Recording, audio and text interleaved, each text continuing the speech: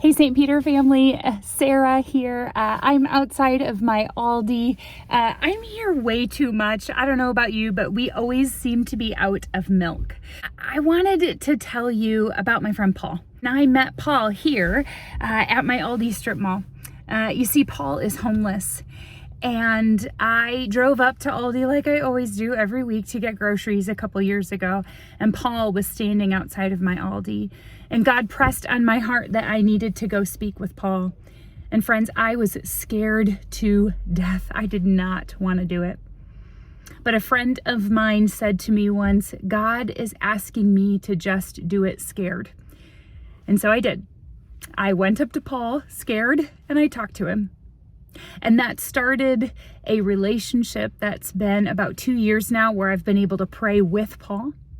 I've been able to pray for Paul.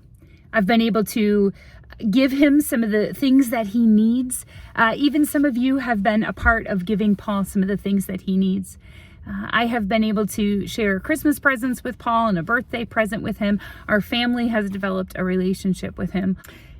Friends, God is transforming this community, this strip mall community, because of our relationship with Paul.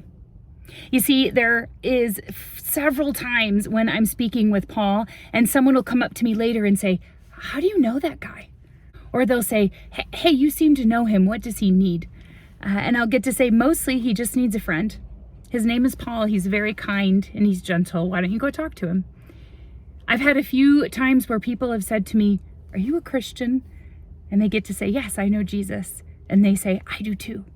You see, sometimes we think about transforming communities like the community in this strip mall as major things, as huge life-changing events. But what God is teaching me through my relationship with Paul is that it's small things lead to big transformation.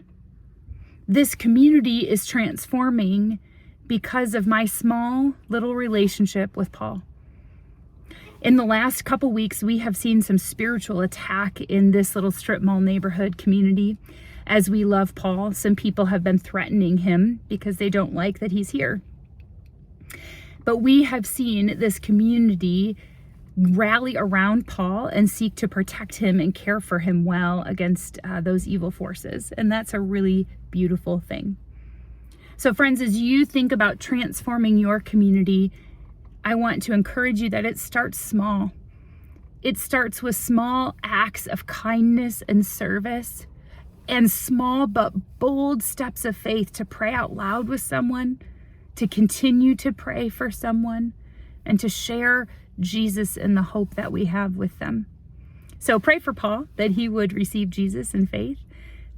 Pray for this little strip mall that it continues to love Paul well. And I would ask you to consider what community might God be asking you to start to transform through small acts of kindness, through relationships, and through prayer.